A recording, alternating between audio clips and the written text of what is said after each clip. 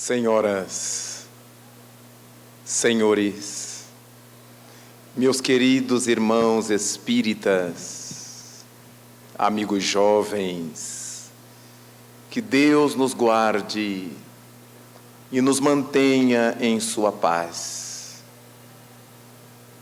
Os tempos remotos da humanidade nos remetem a quadros interessantes.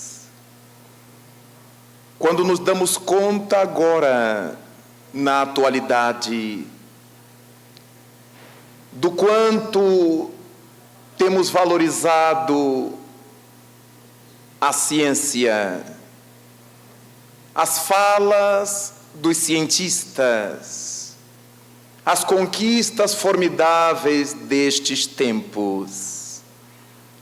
Mas naturalmente que todo esse caminho percorrido teve começo em horas bastante pobres, depois de vários equívocos pensados e cometidos, e que foram levando a mente humana a esse crescimento gradativo, na busca de respostas cada vez mais profundas, cada vez mais claras, em cujo contexto encontramos a nossa ciência.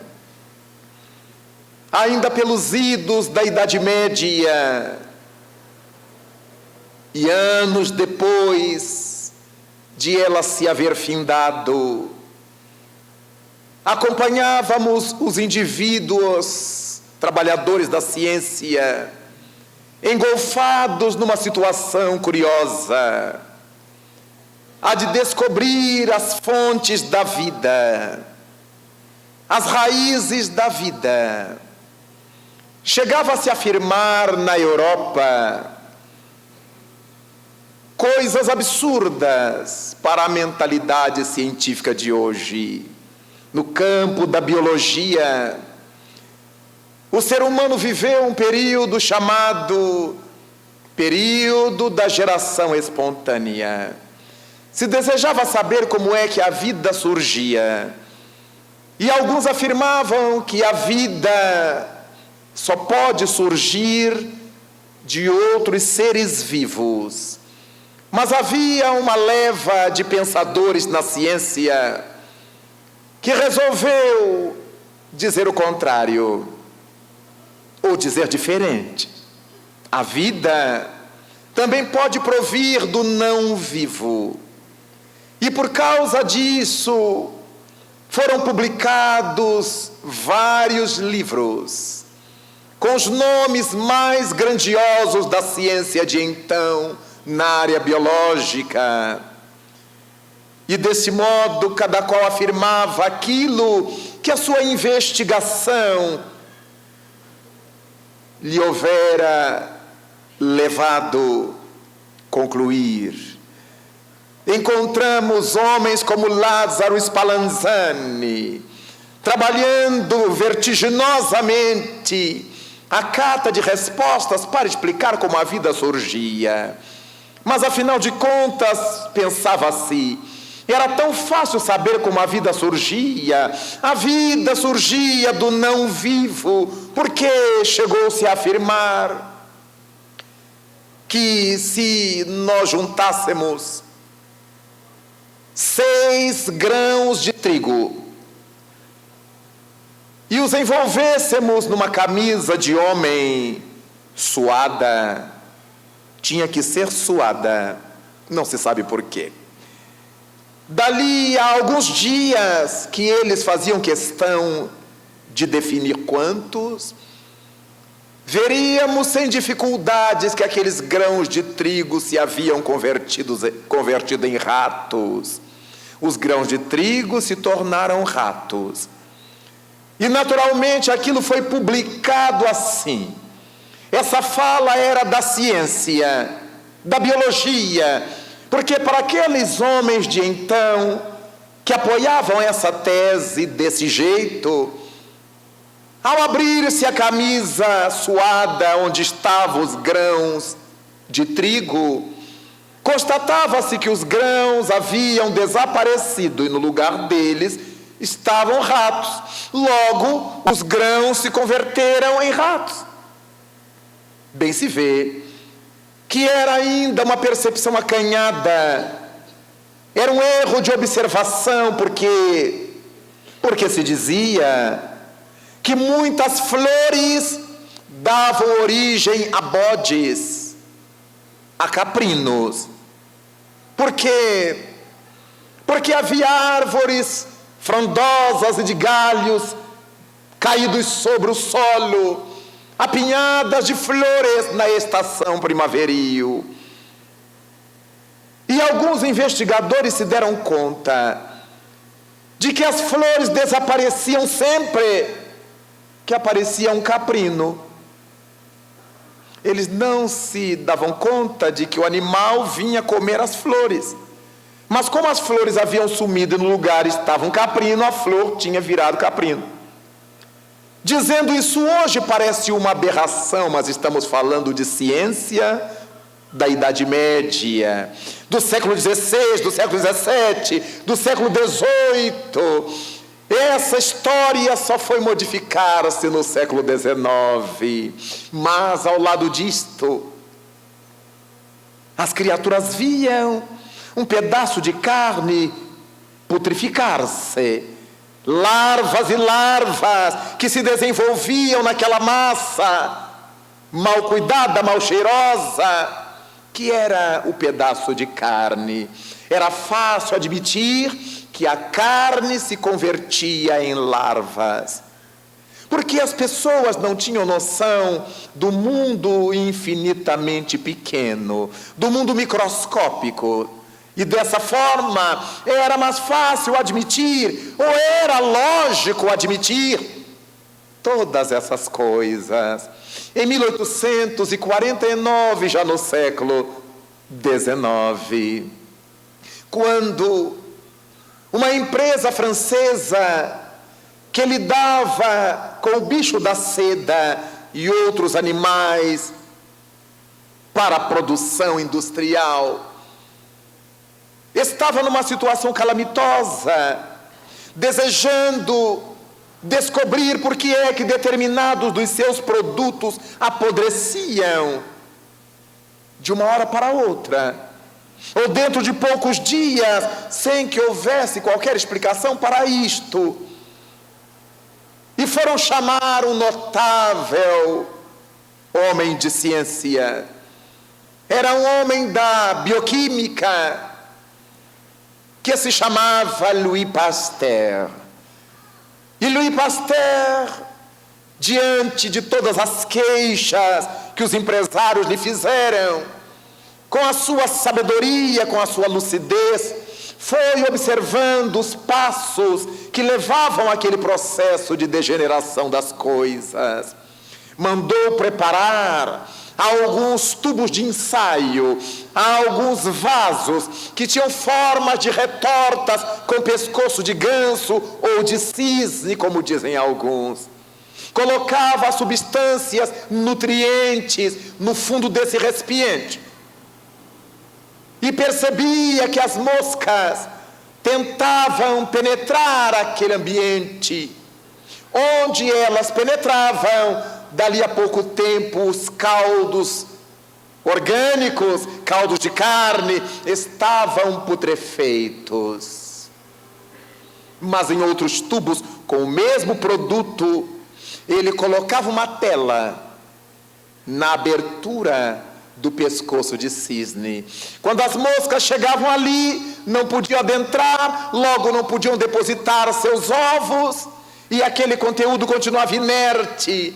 E deste modo, ao longo de incontável número de experiências, Louis Pasteur demonstrou àqueles homens que não era a carne que virava larvas.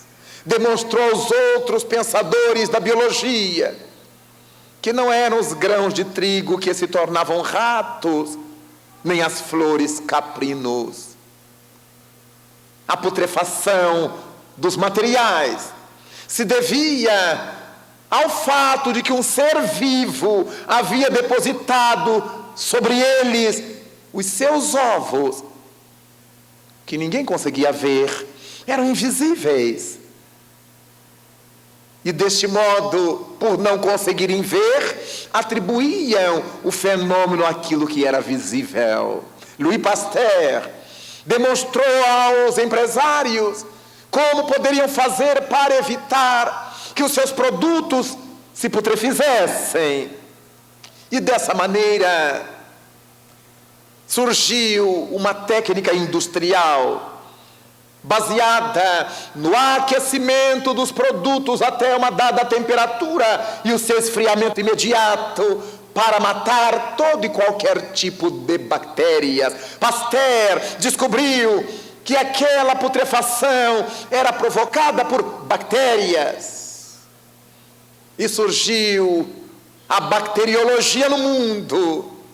A ciência queria estudar as bactérias e o processo industrial de destruí-las, que era a pasteurização. Do nome Pasteur nasceu a pasteurização.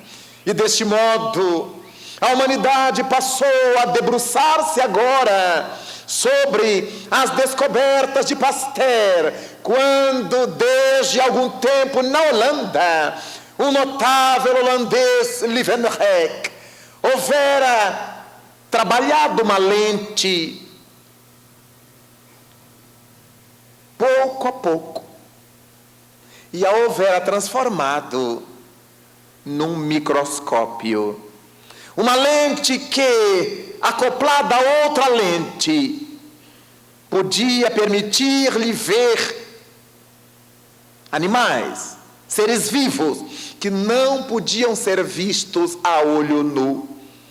Um conjunto de lentes devidamente ajustadas fazia com que ele pudesse visualizar corpos ainda menores.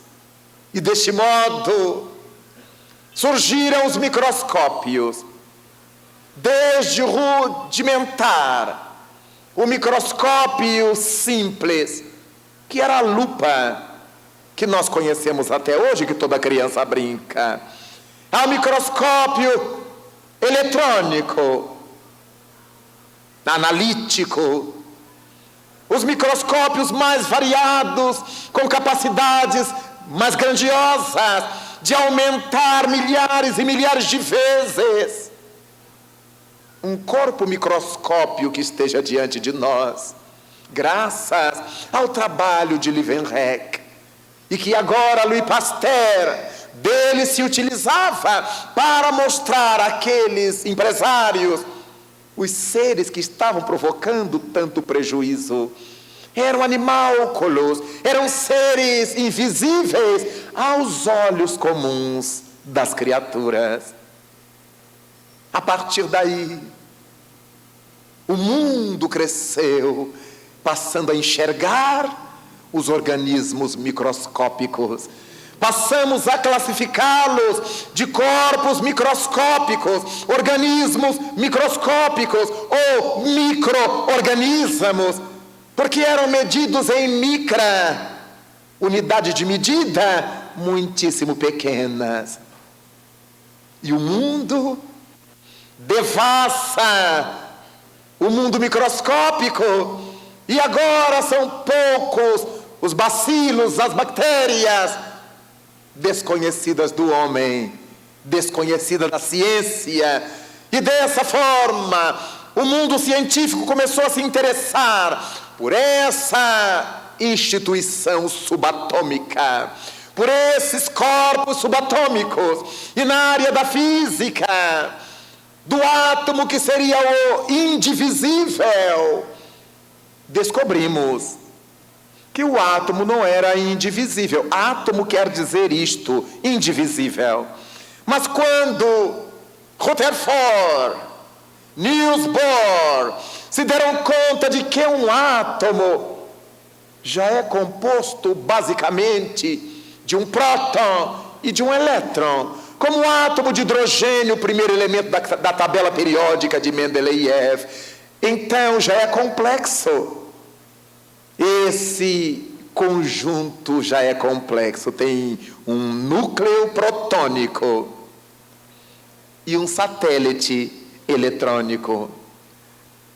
Mas, dali a pouco, o mundo científico descobriu que o próton não é uma partícula simples. Se partirmos um próton que está no núcleo atômico, dentro de cada próton, nós vamos encontrar 3 quarks. E fomos partindo a matéria que a gente julgava impartível, indivisível. Fomos descobrindo subpartículas cada vez menores, e surge a microfísica e os nossos microscópios eletrônicos.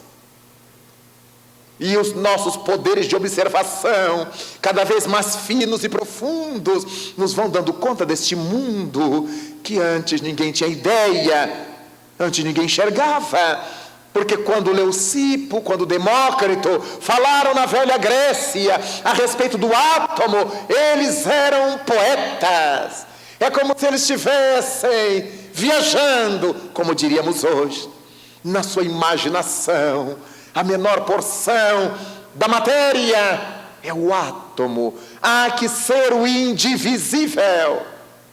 Mas o átomo de Leucipo e de Demócrito está longe de ser indivisível. É hoje uma colônia de subpartículas. Mas, enquanto pensamos neste mundo pequeno que a ciência desvendou, que a ciência desvelou, nos damos conta de que houve épocas em que homens como Ptolomeu conseguiam olhar os céus com uma lente simples, ajustada a um tubo que tinha na outra extremidade uma outra lente tão simples quanto a primeira. Surgia aí o prototipo do telescópio. Olhava e viam as crateras lunares, que até hoje muita gente imagina que seja São Jorge, com cavalo e tudo, na Lua. As crateras lunares. Mas, dali a pouco, o aperfeiçoamento dos telescópios nos deram telescópios nucleares, telescópios dialíticos, analíticos, os telescópios mais poderosos de que se tem notícia hoje no mundo, que nos permitirão ver não somente as crateras do nosso satélite natural, mas as nébulas, as nebulosas que se espalham pelo cosmos, a milhões de anos-luz da Terra, nebulosas tais, cuja luz leva milhões de anos para passar por nós na Terra. Graças a isso, então, podemos acompanhar o mundo conhecendo o infinitamente pequeno e o infinitamente grande. Aquilo que não podíamos ver com os olhos comuns, porque era pequeno demais. Aquilo que não se podia ver com os olhos comuns, porque estava distante demais. Agora, as criaturas humanas podiam ver. E quando falamos hoje em Monte Palomar, ninguém estranha. Quando falamos hoje em Hubble, ninguém estranha. Mas o cientista Hubble, cujo nome foi dado em sua homenagem a um desses satélites telescópios, investigou enquanto estava vivo, enquanto estava encarnado no mundo, essas questões todas do cosmos, e o mundo agora pode ver o infinitamente pequeno, o infinitamente grande e distante. Telescópio, porque está longe, Como televisão, é uma visão de algo que está longe. Como telefone, é a audição de algo que está longe. Daí então, começamos a entender melhor a vida e podemos nos nortear melhor com a televisão, com o telefone, com o telescópio, com o microscópio. Porque sabemos como é que tudo isso funciona, como é que essas coisas agem, e é graças a esse raciocínio que podemos pensar que um dia a humanidade viveu em termos espirituais horas dantescas, porque aconteciam as coisas nas vidas humanas e os seres humanos atribuíam, como aqueles da geração espontânea, ao demônio. Era Satanás que provocava distúrbio nas vidas das pessoas. Até hoje muita gente acha que o Satanás é o Todo-Poderoso. Deus pode muito pouco, mas Satanás pode tantas coisas, porque tudo que a gente não sabe explicar, nós dizemos é arte do demônio. Então acaba que o demônio, na visão de muitos, sabe mais e melhor do que o próprio Criador do universo, o que não deixa de ser uma aberração. Mas houve época em que essa aberração existia em graus grandiosos. Por quê? Porque as pessoas enfermavam de uma forma grotesca, tinham surtos, enlouqueciam, e dali a pouco estavam ótimas, estavam bem, conversando normalmente, para logo mais terem outro surto, e ninguém sabia de que se tratava, era obra do demônio. E muitas vezes, na tentativa de se expulsar o demônio, matava-se as pessoas, porque afinal de contas se dizia que o demônio entrava nelas. Então, quando elas estavam surtadas, no ímpeto de matar quem lhe havia penetrado, matava-se a pessoa, porque se imaginava esse superpoder de Satanás sobre a criatura humana, como se Deus não existisse.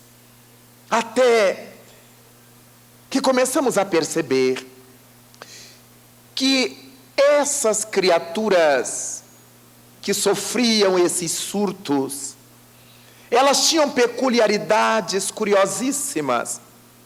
Elas viam seres que o comum dos mortais não viam.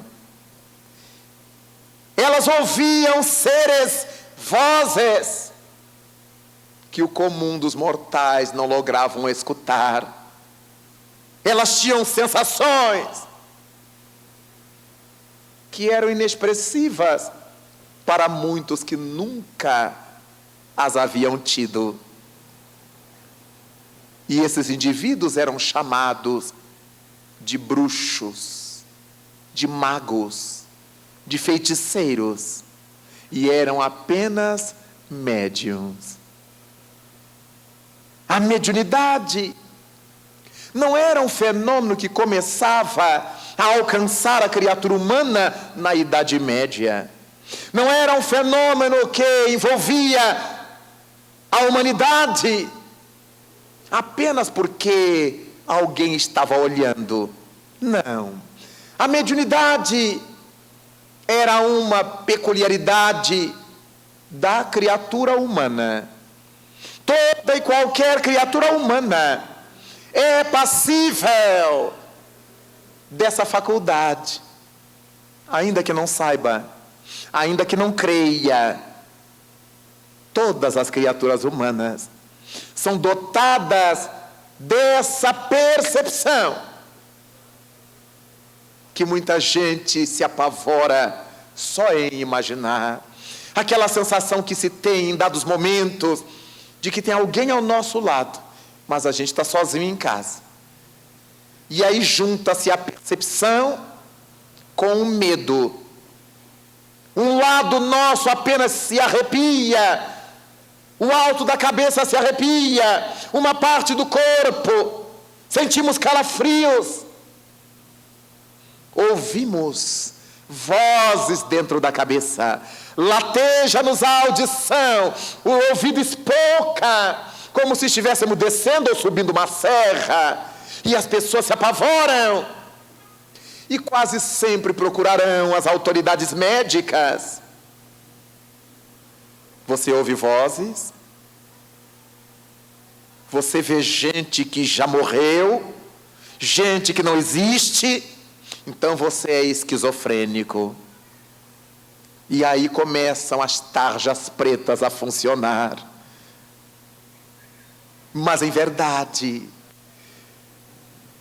o que Deus fez com a sua criatura humana foi dar-lhe microscópios psíquicos para que nós pudéssemos enxergar o infinitamente invisível correspondendo ao infinitamente pequeno, a esse mundo invisível que a grande massa das pessoas não enxerga, mas há alguns que enxergam. São essas pessoas cujos microscópios não são apenas as lentes, não são apenas aquelas lentes pobres do microscópio simples que nós chamamos lupa. Há pessoas que têm apenas lupas. Eu vi um vulto. Eu senti alguém perto de mim. Mas há outras que têm microscópios eletrônicos. Eu vi chegar um rapaz de calça bombacha, de botas, de cabelo louro, e falou-me. O microscópio é mais aperfeiçoado nesse indivíduo do que naquele que viu apenas o vulto ou sentiu apenas algo próximo de si. Nós todos carregamos esses microscópios. Alguns apenas uma lupa, outros uma lupa pequena, de pouca capacidade.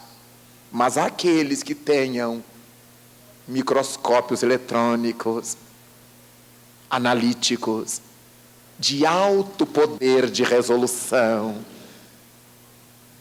São os médiuns. Mas também encontramos aqueles outros que, além de enxergar o mundo espiritual comum, inferior, as almas apequenadas pelo seu estado evolutivo, conseguem enxergar as entidades luminosas, os grandes guias, os grandes benfeitores, aqueles para os quais a nossa frequência vibratória não tem alcance. Há indivíduos que têm. Aqueles que têm telescópios capazes de penetrar as constelações, de ver ao longe e de captar essas frequências altas, como Paulo de Tarso, ao tombar nas estradas de Damasco, Senhor, após enxergar o Senhor Cristo, vivo, luminoso como o sol, seus telescópios mentais eram de altíssimo poder de resolução. Desse modo, os médiuns funcionam diante do mundo espiritual, como funcionam para o mundo orgânico, para o mundo físico, os microscópios e os telescópios. E não é por outra razão que as entidades devotadas ao erro, ao mal, ao trágico, à infelicidade, odeiam os médiuns. Porque são os médiuns que os descobrem. São os microscópios do mundo invisível. Os médiuns é que os veem agir, sabem o que eles estão fazendo, o que estão programando, o que estão desejando, e orientam as pessoas para que se vacinem, para que se premunam, a fim de sair da má influência. Daí, as entidades negativas do mundo espiritual fazerem de tudo para perturbar a marcha, a vida, a saga de todo mundo que tem mediunidade a serviço do bem.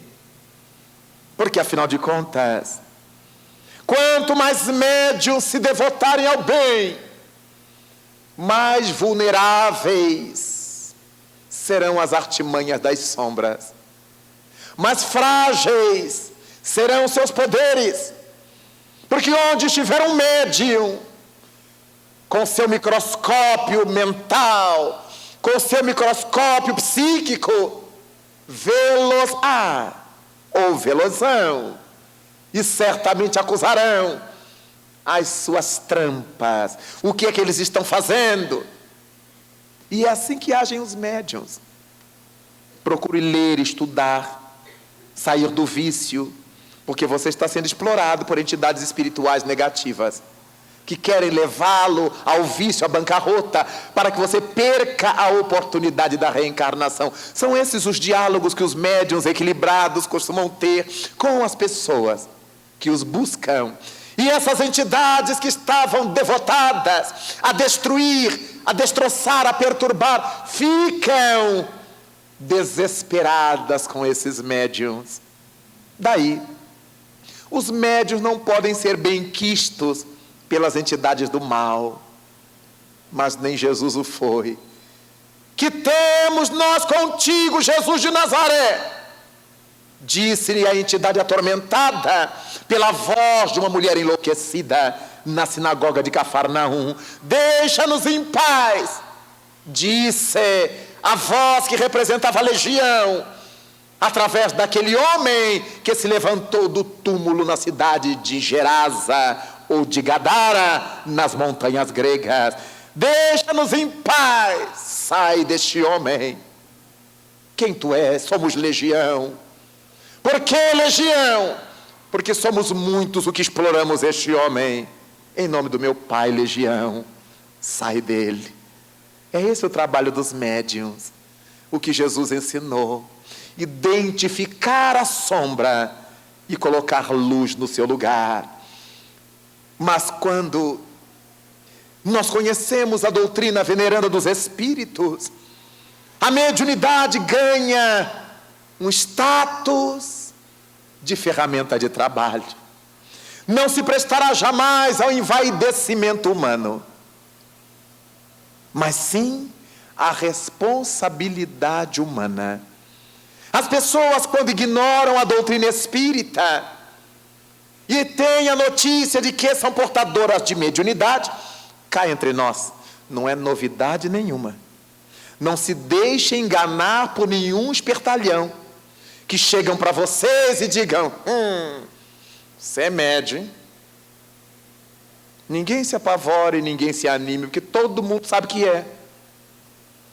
Mas as pessoas contam com a ignorância alheia, e alguém chega-nos e nos diz: você é médium? Aí nós já ficamos assim, pisando em salto alto. Já passamos a andar de branco, já ficamos vegetariano, agora a gente só... Tudo é tolice. Que médium é um fenômeno da mente e não dos trejeitos exteriores. Todo mundo é médium. Aprendemos em O Livro dos Médiuns: todo aquele que sente num grau qualquer a interferência dos espíritos, por essa razão é médium. E como não há nenhum de nós que não sinta aquele arrepio do lado da presença, a sensação de que alguém está junto de nós, de que alguém nos fala, aquele sonho premonitório, aquele sonho com alguém que já morreu, são faculdades mediúnicas ou medianimidades, como chamou Allan Kardec. Então, se alguém chegar para vocês com ar de solenidade, que a turma usa a solenidade para ganhar alguma coisa, ainda que seja o prestígio: você é médium, hein? A pessoa fecha um olho, abre o outro, para dizer: você é médium, hein? E os bobalhões todos derretem-se por causa da ignorância. Ignorância que o Espiritismo nos veio ajudar a sanar, através das obras de Allan Kardec.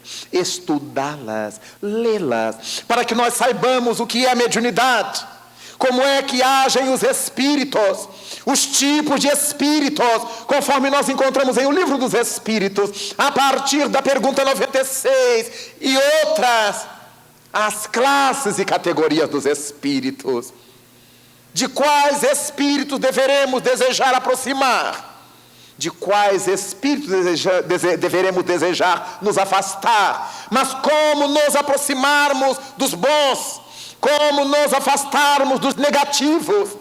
A doutrina espírita projeta sobre o nosso mundo intelectual essas orientações para que cada qual de nós e todos nós possamos não ir na conversa dos espertalhões. Com isto, quando alguém disser, tem um espírito te acompanhando, ninguém se apavore, nem fique saltitante, embora haja muita gente que fica deslumbrada. Sabe, eu fui numa dona espírita, não tem coisa pior, hein? Uma dona espírita não existe. Ou ela é médium espírita, ou é uma espiritualista qualquer. Uma dona espírita. O povo fala assim, eu fui numa dona que é espírita, ela põe carta, ela lê na bola de cristal, ela vê no copo d'água. Então não é espírita. Espírita só vê com os olhos e com a mente. A dona deve ser qualquer coisa, menos uma dona espírita. Tem um espírito lhe acompanhando. A gente que fica apavoradíssima, a gente que fica gloriosíssima. Nenhuma novidade. Se todos somos sensitivos, se todos somos médiuns, qualquer que seja a nossa religião, qualquer que seja a nossa nacionalidade, nossa naturalidade, se magro, gordo, alto ou baixo, negro, branco, amarelo, vermelho, toda criatura que pensa, que emite pensamentos, capta pensamentos.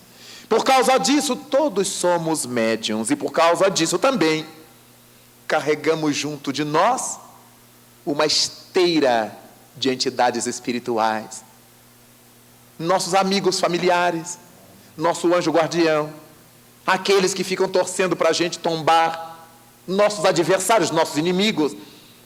Se nós fôssemos considerar toda essa leva de espíritos que acompanha a cada um de nós, poderíamos pensar que cada qual de nós carrega em torno de si uma verdadeira procissão de desencarnados. Logo, se alguém nos disser, tem um espírito que te acompanha, está faltando, eu quero os outros. Ou vou fazer um movimento dos médiuns sem espíritos. Todos nós carregamos uma massa de criaturas desencarnadas, umas amigas, torcendo para o nosso crescimento, outras inimigas nossas, pelo nosso passado já vivido, ou pelo nosso presente que as desgosta. Todas as vezes que estejamos fazendo coisas boas, os inimigos do bem detestam-nos e fazem de tudo para nos perturbar. Mas não é com eles que deveremos fechar circuito mental, como está em moda hoje. As pessoas morrem de medo do demônio, mas não têm nenhum amor por Jesus Cristo.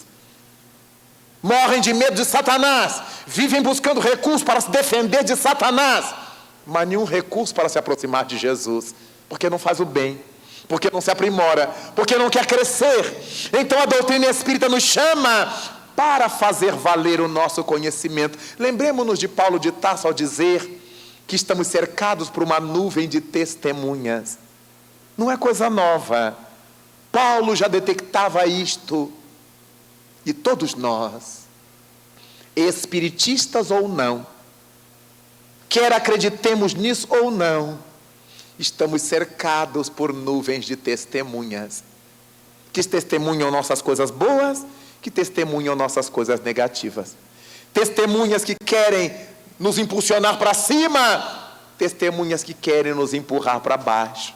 É por isso que há dias em que nós estamos assim, esperançosos, cheios de ânimo, nós vamos vencer o mundo. E há dias em que parece que carregamos o mundo às costas. Não tem mais jeito. Não tem mais jeito, é tudo ruim mesmo. Para mim acabou. A garotada, para mim já deu. Tolice. Agora é que tudo começa, quando nós vamos tendo conhecimento das coisas, quando vamos entendendo as coisas, o nosso campo de luta se amplia, mas as nossas possibilidades de vitória também se ampliam, e graças a isto, nós somos médiuns. Nunca esqueçamos de que, seja qual for o nível de nosso apercebimento, seja qual for a nossa lente microscópica ou telescópica, o nosso dever será trabalhar para o bem, trazer Jesus Cristo para o nosso convívio, e só conseguimos fazê-lo trabalhando no bem. Se é para estudar, vamos estudar. Não vamos brincar de estudar, porque é o tempo que estaremos jogando fora. É o livro que poderia estar servindo a outra pessoa. É o professor que, ganhando pouco como ganha, poderia estar servindo a outros interessados. Estão se dedicando a nós. Aproveitemos, exploremos no bom sentido o que ele tem de melhor. Por quê? Porque como médiuns, nós somos pontes. Médium, segundo Allan Kardec, quer dizer quem está no meio entre a realidade dos desencarnados e a irrealidade dos encarnados. Sim, a irrealidade dos encarnados. Porque o mundo verdadeiro é esse mundo que a gente não vê. É esse mundo das energias. Embora nós falemos o tempo todo em energia atômica, energia nuclear, nós nunca vimos esse tipo de energia. Registramos seus efeitos. Por mais que estejamos eletrodependentes, ninguém vive hoje sem a eletricidade, no mundo moderno, no mundo contemporâneo. Nenhum de nós jamais viu a energia elétrica. A gente sente seus efeitos. Por mais que nós caminhemos presos à Terra e saibamos que o nosso planeta está preso ao Sol e, por sua vez, carrega presa em torno de si o satélite lunar por causa da força da gravidade, nunca vimos a força da gravidade. Tudo que é essencial à vida, nunca vimos, só sentimos. O que levou Saint-Exupéry colocar na voz do seu personagem, o Pequeno Príncipe, que o essencial é invisível aos olhos, na mediunidade também. Então o mundo verídico, o mundo real, é o mundo que nós não vemos. Porque este mundo que a gente vê, tudo isso vai passar. O corpo físico que a gente tem, que toca, que altera, que põe piercing, faz tatuagem, daqui a pouco ele vai ser pasto das minhocas, ou vai ressecar nas gavetas, ou vai virar pó nas instituições que os queimam. O que vai sobrar é o invisível, é o ser espiritual.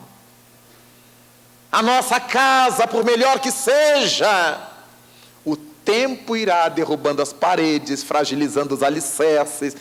Por mais que ela seja tombada pelo patrimônio, chega um dia que ela tomba mesmo, de verdade. Tudo que é material se desfaz com o tempo. A água converte o minério mais rijo em pó, em ferrugem, em oxidação. Nada resiste à ação do tempo, só o invisível, só o Espírito. Por isso Jesus Cristo nos propôs buscar as riquezas que o ladrão não rouba, que a ferrugem não corrói, nem a traça destrói. Porque o ladrão, a traça, a ferrugem dão conta das coisas materiais. E Cristo propõe-nos buscar a riqueza nossa, já que nós não somos o corpo. Não adianta eu me pendurar de pedras preciosas e só serve o pescoço do corpo. Dali a pouco nem o pescoço do cadáver vai servir, porque os ossos se partem e a gente perde o colar de diamantes, de ouro. Os brincos só vão servir enquanto eu estou encarnado, que defunto, dali a pouco não tem orelha, porque logo ela se dissolve, é cartilagem e gordura. Tudo que a gente usa aqui, que é uma maravilha, aproveite usar enquanto tem corpo físico, porque isso não é verdadeiro. E se não é verdadeiro, por que a gente se mata tanto para conseguir? É sinal que estamos deixando de lado as coisas verdadeiras. Nós poderíamos buscar as coisas verdadeiras, as coisas para a alma, e utilizarmos as coisas que não são verdadeiras, sabendo que elas vão passar. Então hoje eu estou com uma roupa azul, amanhã eu estou com uma roupa amarela, depois com uma roupa vermelha. Eu posso trocar de roupas, mas eu continuarei a ser eu mesmo. É isto que a mediunidade nos ensina, que não adianta nos apegarmos a nada. Vamos utilizar as coisas enquanto elas estão em nosso caminho. Daqui a pouco elas desaparecerão do nosso caminho, ou nós do caminho delas. Nada do que os nossos sentidos registram é verdade. Tudo isso é verdade relativa. Se nós tocamos esse móvel, essa tribuna, e sentimos como ela é rija, como é dura, é uma ilusão do nosso tato. Isso aqui é uma fumaça de átomos, de elétrons, que pela sua excitação dão-nos a sensação de uma coisa dura. Mas se tirarmos todos os espaços intermoleculares, interatômicos dessa bancada, dessa tribuna, ela caberá na concha de uma unha, sem nenhuma sombra de erro. Se nós pudéssemos retirar do morro Pão de Açúcar no Rio de Janeiro todos os espaços interatômicos, intermoleculares, todo aquele morro cara de cão caberia numa caixa de fósforos pequena. Logo, tudo que a gente vê parece, mas não é de fato. Todos nós já sentimos quando nos cai um cisco no olho. Nós temos a sensação de que é um camaleão que está no olho. Quando a gente tira, é uma coisinha de nada. O olho nos dá uma sensação de crescimento das coisas que nele nos caem, até que a lágrima retira, ou nós retiramos. Quando temos uma coisinha na língua e sentimos na ponta da língua, parece que é uma coisa imensa, aí tiramos na ponta do dedo e vemos que é uma coisica de nada, diante da sensação de grandeza que aquela peça estava nos dando aos nervos da língua. Quando sentimos um inseto que caminha sobre nossa pele, está escuro ou não estamos vendo, imaginamos, deve ser um rinoceronte. Aí acendemos a luz, é uma pulga, ou é um pernilongo. Mas a sensação tátil aumenta. E quando estamos no mundo, também sentimos uma dor assim e amplificamos. A minha dor é a pior do mundo. Olha, eu quase morri. Aí a gente pergunta, o que tive? O que você teve? Uma cólica intestinal. Quase morri. Então nós estamos morrendo com muita facilidade, porque nós agigantamos. Alguém teve uma cólica intestinal, e se nessa hora visitasse um hospital de câncer, veria que a sua cólica intestinal é um mosquito andando sobre sua pele. Ah, mas eu tenho uma dor de cabeça que não passa. É a pior coisa do mundo. Se na hora dessa dor de cabeça nós pudéssemos visitar um leprosário e encontrar as pessoas do ferro velho sem pernas, sem braços, cegas, cheias de pústulas e alegres com a vida, nós coraríamos de vergonha, porque nós aumentamos tudo, para cima ou para baixo. Você viu o que ele me falou? Você viu o que ele me falou? Foi nada, é porque eu sou orgulhoso demais. A pessoa me disse o que eu digo para todo mundo, mas porque falou para mim, eu já achei que foi um absurdo.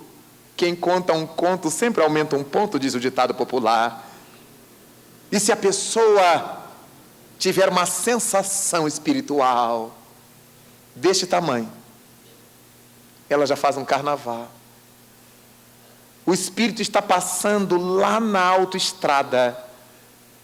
Aí o sensitivo aqui já está puxando todo o ar do mundo. E a gente, vai entrar uma falange aí, porque o jeito que ele faz, tudo isso é parte nossa. Sempre que os médiuns não tiverem a educação dos seus microscópios, eles jurarão estar vendo constelações, quando eles estão vendo apenas uma bactéria. Porque nós somos assim. Por isso o Espiritismo nos traz para esse equilíbrio, para que sejamos cada vez mais próximos da verdade, que a gente ignora completamente o que seja de fato, mas que estamos sentindo o cheiro dela, na medida em que as coisas boas que fazemos nos dão felicidade. Um dia eu perguntei ao Espírito Camilo, nosso benfeitor espiritual, como é que eu poderia saber as atitudes minhas, equivocadas, erradas, capazes de promover mal para alguém? E ele me respondeu com tranquilidade, com sobriedade: meu filho, todas as atitudes suas que lhe derem remorso, que não o deixarem dormir em paz, que lhe impuserem conflitos interiores, complexos de culpa, tenha certeza de que foi uma atitude equivocada. Verifique contra quem você a tomou e corra para pedir desculpa. E corra para refazer o bem. Você saberá, mesmo que ninguém lhe diga, que agiu mal. Mas quando você fizer qualquer coisa, e que mesmo que ninguém saiba, ninguém lhe aplauda, ninguém o parabenize, você sentir uma felicidade íntima sem tamanho, uma vontade de correr pelos prados, de rir sozinho, tenha certeza de que você agiu no bem, porque a felicidade da boa atitude sempre nos dá essa sensação de euforia, de paz, de alegria, que ninguém consegue entender. Não sei por que você está rindo tanto. Eu não sei por que você está tão feliz. Ninguém consegue entender, porque nós somos indivíduos. Ninguém consegue sentir nada igual ao outro. Nem para cima, nem para baixo.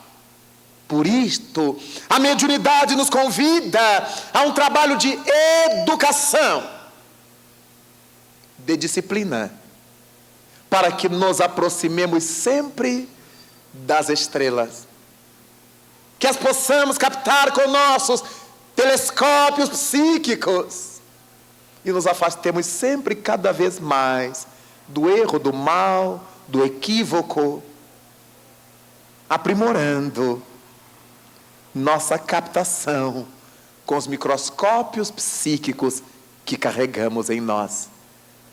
A doutrina espírita nos chama hoje, ao verificar o quanto as criaturas estão relaxando a sua mediunidade, sem coragem de se aprimorar. Frequentar centro espírita, não, segunda-feira eu tenho filme, terça-feira eu tenho o basquete, quarta-feira eu tenho aula disso, quinta-feira, eu não posso, sábado e domingo, eu tenho que ficar com a minha família. Como se a gente estivesse fazendo um favor a Jesus Cristo. A mediunidade não é um peso para nós, é a janela que se abre e nos mostra a realidade de onde viemos e para onde nós iremos. Encontramos as pessoas que preferem o remédio tarja preta ao trabalho do bem. Há muita gente em sanatórios psiquiátricos que poderia estar servindo ao bem e reequilibrar os comandos mentais. Há outras que poderiam estar reequilibrando os comandos mentais e tomando o remédio tarja preta, porque a medicina corresponde às mãos de Deus no mundo, mas não precisaria estar internada. Há tantas coisas que a gente ignora, há tantas coisas que a gente não sabe, e que a proposta espírita vem nos sacudir. Olhemos para a nossa vida e pensemos: se eu tivesse que voltar para o invisível hoje, o que eu teria para dizer a Cristo que fiz na terra? A nossa bagagem espiritual está levando o quê? Será que o que nós estamos fazendo não é apenas para lucrar aqui, na terra? Para eu ganhar bem aqui? Para eu ter um bom salário aqui? Para eu ser admirado aqui? Para eu receber prêmios aqui? Mas e dentro de mim? Será que isso que me deu prêmio aqui tem reciprocidade dentro de mim? Será? Perguntemo-nos. O que é que eu estou fazendo da minha vida? Hoje eu posso ter 18 anos, 19 anos, mas o tempo passa tão rapidamente, que daqui a pouco eu terei 38, 48, 58. Mas há muitos jovens que já não chegam lá, porque eles estão correndo muito nas estradas, porque eles estão bebendo muito nos bares e pegando o volante depois, porque eles estão se contaminando com a AIDS, com HIV. Não se pode garantir se eles vão chegar. Tudo isto porque não ativaram seus microscópios para saber que são seus inimigos invisíveis, torcendo por sua rebeldia. Quanto mais rebelde seja o jovem, o maduro, o velho, mais fácil para as falanges das trevas. Não preciso empurrar, é só chamar: venha, venha. E o indivíduo enlouquecido acompanha esse chamamento com facilidade, porque quando nós somos chamados pelas constelações, fazemos ouvidos de mercador. A gente não ouve bem. Eu sou muito novo, quero gozar primeiro a vida. Não, agora eu tenho filho para criar, marido para cuidar, mulher para cuidar. Nós estamos sempre dando uma desculpa para Jesus, para não fazer. Lembremos-nos da parábola dos 2 filhos. O Senhor, que tinha 2 filhos, dirigiu-se a um deles e lhe propôs: filho, vai trabalhar na minha vinha, enquanto é hoje. Eu irei, meu pai. E não foi. E ao segundo filho o pai chamou: filho, vem trabalhar na minha vinha. Pai, não vou não, eu não quero. Mas depois pensou, meditou e foi. E Jesus Cristo pergunta: qual foi o filho dentre os 2 que atendeu à vontade do Pai Celeste? Claro, aquele que a princípio se rebelou, mas caiu a ficha. Ele se deu conta de que estava perdendo, deixando de lado o convite do Pai. E foi. Mas muitos de nós chegamos à terra, vindos do mundo espiritual, como aquele filho que disse: eu vou, se o Senhor deixar eu ir para a terra, eu vou resolver os meus problemas com aquele homem, com aquela mulher, que serão meu pai, minha mãe, com aqueles indivíduos que serão meus irmãos. Eu vou procurar a paz com eles, eu vou respeitá-los, eu vou amá-los, eu vou ajudá-los.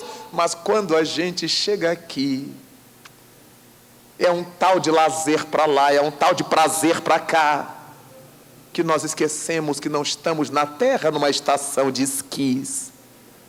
Não estamos na terra para piqueniques. A terra ainda é um mundo de provações e de expiações. Não podemos esquecer que todos nós, se trabalharmos no bem, já estaremos submetidos às provas e expiações do mundo. Imaginemos se nos devotarmos ao mundanismo ou ao mal. É óbvio que vamos retardar o processo de nossa evolução. Vamos retardar o tempo de sofrimento no mundo. Se este mundo não está agradável para nós, eu só tenho uma saída para sair dele: crescer além dele, superar as suas conjunturas. Senão, por mais que eu reclame, o meu destino será voltar para cá mesmo, porque é magneticamente que nós merecemos o planeta para onde vamos. Se o nosso magnetismo não é de alto nível, nós não conseguimos prender-nos nos planetas estelares, nos planetas celestes, nos mundos divinos. Temos que ir mesmo para os mundos de regeneração, para os mundos pobres, correspondendo ao primitivismo das nossas ações. Quando fizermos o bem, meus irmãos, pensemos que não estamos fazendo bem a fulano ou a Beltrano. Fulano e Beltrano não precisam de nós, porque eles são filhos de Deus. Se a gente não os servir, outros filhos de Deus virão servi-los. Nós é que teremos perdido a oportunidade. Quando estivermos fazendo bem, pensemos em nós. É depósito que estamos fazendo na nossa conta espiritual. Estamos fazendo um investimento, um empreendimento, amor, em nosso próprio benefício. E por causa dessa concepção que a doutrina espírita nos dá, é que Jesus Cristo antes nos houvera dito para que a mão esquerda não soubesse o que faz a direita. Não era para esconder o bem, é para não nos exibir com o bem. Viu? Está comendo hoje, agradeça a mim. Viu? Se está vestido hoje, sou eu que dou. E isso é mostrar a esta o que essa faz. Mas concitar aos outros: vamos fazer o bem, vamos dar comida a quem tem fome, vamos dar roupa a quem está nu, vamos dar instrução ao analfabeto, que é a melhor glória que a gente pode dar a alguém, retirá-la desse poço da ignorância, dessas trevas do não saber, ampliando-lhe as capacidades das lentes do seu microscópio psíquico. Na medida em que vamos crescendo, vamos amadurecendo, nossos registros psíquicos se tornam melhores, se tornam maiores, e nós vamos nos emancipando. Quanto mais rudimentares comungamos com as falanges rudimentares do mundo espiritual. Quando nós acompanhamos a criminalidade do mundo, não nos damos conta de que eles estão recebendo apoio dessas falanges subalternas da moralidade. Quando vemos nos noticiários o pai que estuprou a filha pequena, os pais que conviviam maritalmente com as filhas dentro de casa, explorando sua sexualidade, como os bichos. Não pode ser uma pessoa comungando com as estrelas, mas sim com o pântano. E qualquer um de nós, se perdermos o contato com as estrelas, não teremos outro destino. Quem não olha para o céu, olha para o charco. Daí, lembrarmos-nos de que ao tempo de Louis Pasteur, as criaturas acreditavam que tudo acontecia espontaneamente. Mas hoje constatamos que é verdade. A ciência constata que os fenômenos da vida são espontâneos. Mas havia uma grande diferença. Eles acreditavam que havia uma geração espontânea e instantânea no mesmo tempo. E a ciência hoje demonstra, opostamente ao seu passado, que tudo ocorre espontaneamente, mas ao longo dos milênios. Nada de instantaneidade. Não é esse abrir e piscar de olhos. O carbono no subsolo se converte em grafite. Sim, grafite que a gente escreve. E se converte em diamante. Sim, de onde sai o brilhante? Vejamos, era o carbono comum que a gente respira no ar.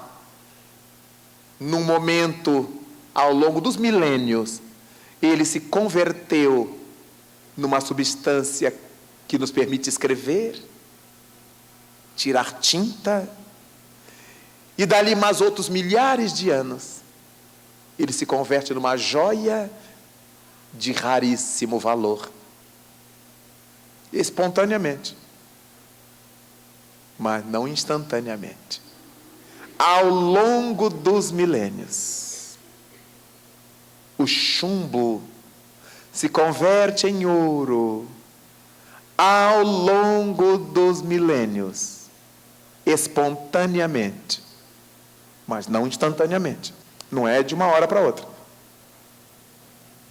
Todos os corpos orgânicos, animais e vegetais, sob a pressão do subsolo, ao longo dos milênios, nos dão petróleo. Espontaneamente isso vai acontecendo, mas não instantaneamente. Daí então, tudo no universo é espontâneo, porque as primeiras sementes de tudo repousam em Deus. E é por isso que Deus nos dá tempo de ir entendendo, de ir aprendendo, para que saibamos administrar. Se as coisas ocorressem magicamente, a gente não sabe como é que isso aconteceu, a gente não sabe administrar. Hoje, quando as ciências se debruçam sobre o código genético do ser humano, dos vegetais, dos irracionais, e descobre como é que houve essa evolução, é porque essa evolução foi espontânea, mas demorada, deixando as marcas dos seus movimentos, para que quem viesse depois pudesse captar as marcas desse progresso. Cada qual de nós nasceu do amor de Deus, num tempo atemporal, num momento não do relógio, em que o Criador deve ter dito: fiat anima, faça-se a alma, e a alma se fez. E ao longo dos milhares de milênios, nós saímos dos contatos iniciais com o átomo primitivo da matéria cósmica primitiva, até chegarmos aqui, a estrutura humana, dominando os reinos anteriores ao nosso, ao longo dos milênios, tudo espontaneamente, mas nada instantaneamente. Eis o grande problema daqueles que defendiam a geração espontânea. Era acreditar que as coisas aconteciam em tantos dias, em tantas horas, e não ao longo dos milênios, quando o átomo primitivo serviu de apoio, de morada, para que o princípio espiritual iniciasse seu trajeto até a arcangelitude, para a qual olhamos sem enxergar, porque ainda não desenvolvemos os nossos telescópios morais para enxergarmos os anjos, os arcanjos, as entidades celestes. Trabalhemos, pois, a nossa sensibilidade mediúnica, ainda que não sejamos espíritas, procurar sintonizar com boas músicas, populares ou clássicas, não importa, mas músicas que nos deixem um substrato de crescimento, e não as que nos perturbem, que nos enlouqueçam, que nos excitem, porque ao invés de olharmos para cima, estaremos olhando para baixo, nos aproximando da tribo da taba. Se nós tivermos que comer, procuremos as coisas que sejam úteis para o nosso organismo, que nos deem saúde. Nós podemos comer de tudo, mas não devemos comer de tudo, para cuidar do corpo, que é o veículo de evolução da alma na Terra. Estamos crescendo, estaremos evoluindo. Quando nós tivermos que falar, propôs-nos o apóstolo Paulo: fala o que convém à sã doutrina. Falar as coisas que sejam úteis, mesmo que a gente esteja brincando, mas que a gente brinque de uma forma que o outro se sinta feliz com a nossa brincadeira. Nunca essa brincadeira que lesa o outro, que perturba o outro, que inferniza o outro, que humilha o outro para a gente brincar com o defeito dele, com a deficiência dele, com o tormento dele ou dela. Nós podemos falar para construir. É claro que tudo isso dá trabalho, nós nos viciamos. Nossos amigos gostam da gente assim, bem moleques, bem do mundo, bem banais, bem vazios. Mas nós não temos que prestar satisfação aos nossos colegas. Nosso mestre é Jesus, modelo e guia, e o nosso Pai é Deus. A eles é que devemos obrigação, satisfação, depois de nós.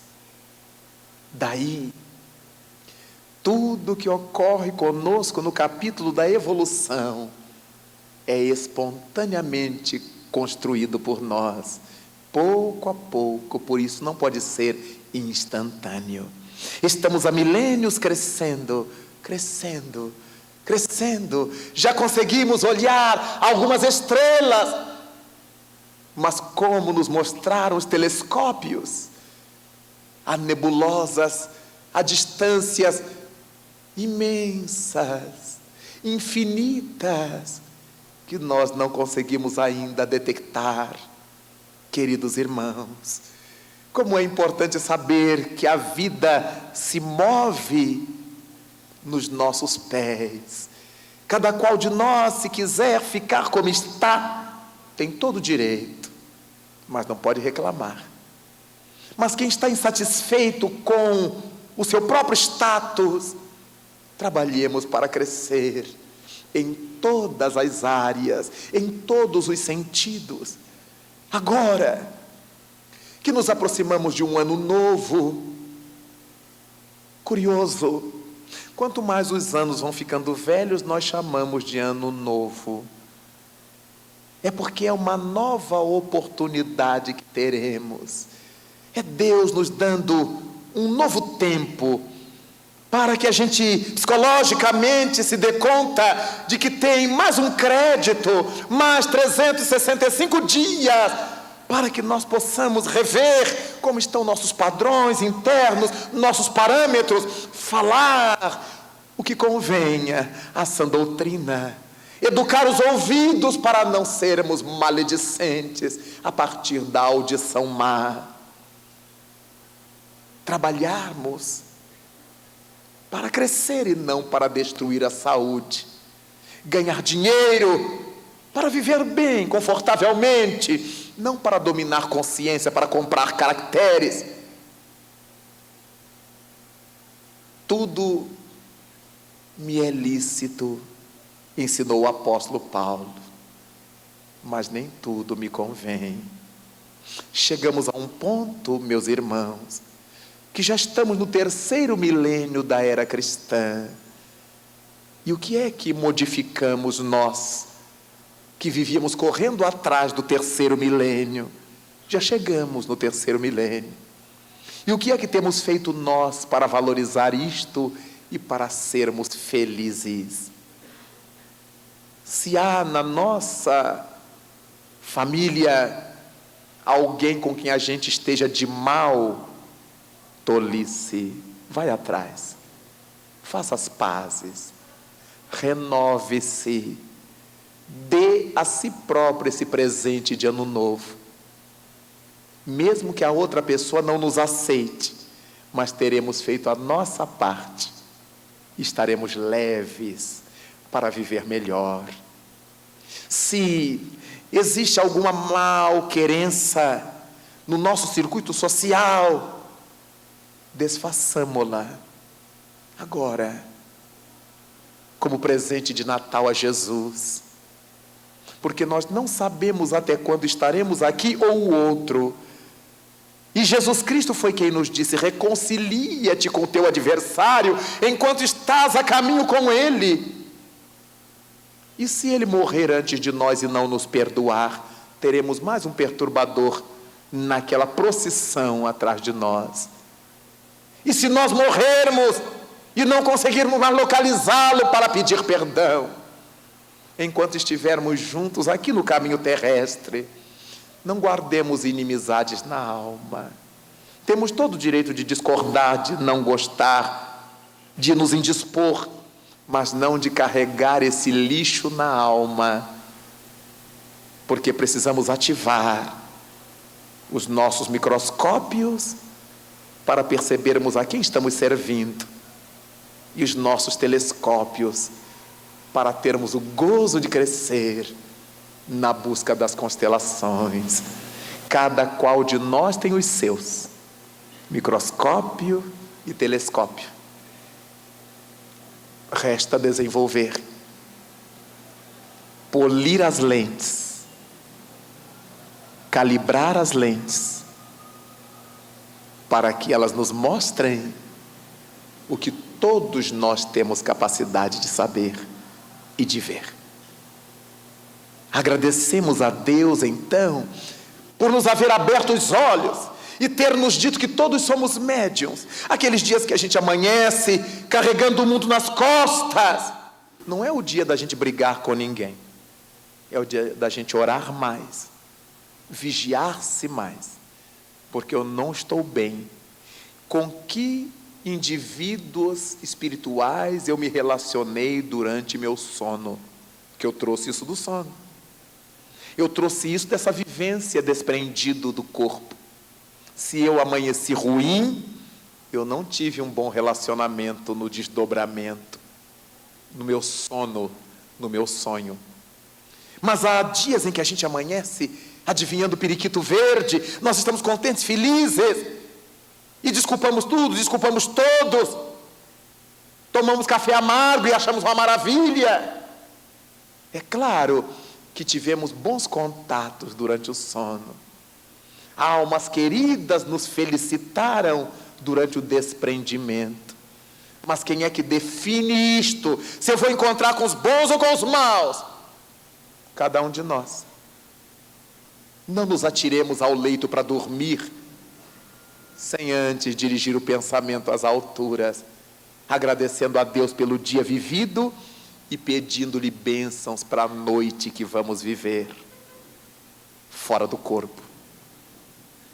Com certeza, vamos aprimorando nossos canais mediúnicos, nossos apercebimentos, vamos tendo coragem de enfrentar as nossas limitações, sem medo de satanases, sem medo de demônios, mas por amor a Cristo, por louvor a Deus, que são, respectivamente, o mestre de todos nós e o Pai de todos e de tudo quanto existe. Daí, meus queridos irmãos, elevemos os nossos corações, os que são jovens, na certeza de que são jovens no corpo físico, mas são espíritos velhos, milenários, nessa estrada de evolução interminável. Aqueles que estão hoje na madureza dos anos, criando filhos, educando família, comece a se olhar.